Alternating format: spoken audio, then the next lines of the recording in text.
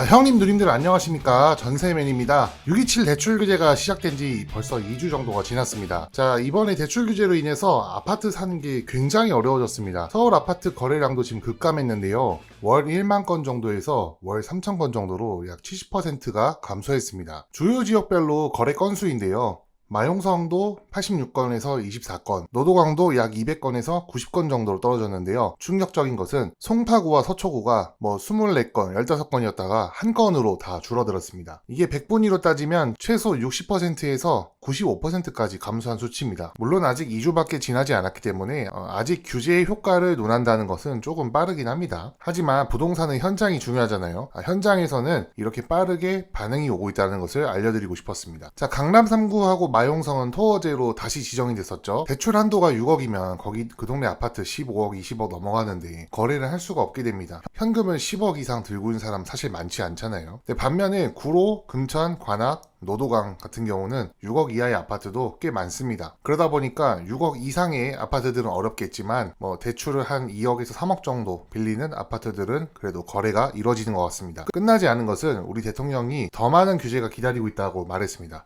단 이것은 부동산에 대한 투기가 잡히지 않으면 이라는 조건을 걸었는데요. 이번 대출 규제로 거래량이 거의 전멸 수준이지만 이번 규제에도 함정이 있습니다. 바로 주택에만 한정돼 있다는 것인데요. 사람들은 잔머리 참 잘 굴려서 눈을 돌려서 준주택으로 지금 찾아다니고 있습니다. 예시로 들 수 있는 게 오피스텔하고 이제 생활형 도시주택 같은 경우는 조건에 맞으면 주택 수에 포함이 되지가 않거든요. 그러다 보니까 지금 서울의 오피스텔에 반사이익이 발생하고 있습니다. 서울 오피스텔 거래량이 3년 만에 22%가 증가했고, 거래량이 계속 증가하다 보면 매매 가격도 상승할 수밖에 없습니다. 현재로서는 5개월 연속 지금 상승하고 있는 상황입니다. 오피스텔이 오르면 또 따라가는 게 누가 있냐면 바로 빌라 시장입니다. 빌라 거래량도 3년 만에 월 3,000건 돌파했었습니다. 자, 지금 오피스텔 거래도 최고치이고 빌라 거래도 최고치인데요. 이렇게 될 수 있는 이유는 대출 규제에서 오피스텔은 주택수에 포함되지 않을 수가 있고, 빌라 같은 경우도 6억이 아니라 보통 대출 받아도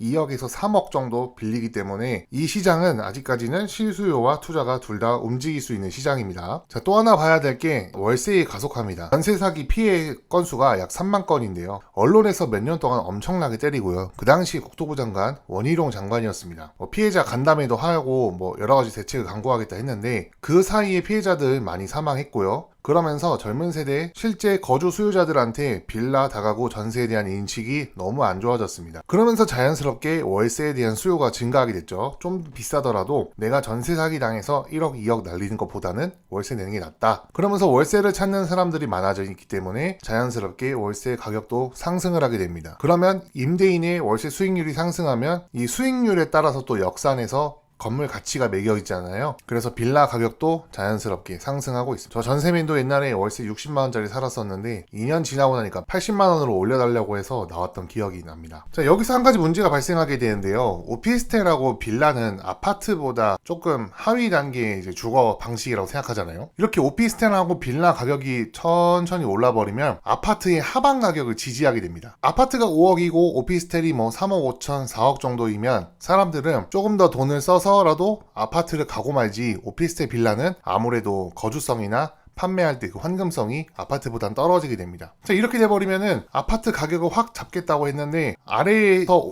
가격이 치고 올라오면은 아파트가 떨어지는 가격의 하락폭이 적어지지 않을까 저는 생각합니다. 사람들은 가르쳐주지 않아도 이 잔꾀를 자주 사용합니다. 지금 이재명 대통령 이렇게 여러 정부를 거쳐왔기 때문에 하나를 막아버리면 그 다음 거 찾고요, 그 다음 것도 찾아서 막으면 그 다음에 또 뭔가를 찾아냅니다. 네, 그렇기 때문에 지금 대통령과 야당이 한마음 한뜻으로 부동산을 규제해서 이제 확 꺾어버리겠다 했지만, 언제나 정책이라는 것은 막는다고 해서 막히지가 않고 풍선 효과처럼 다른 데서 부풀어 오르는 부작용이 일어날 때가 많습니다.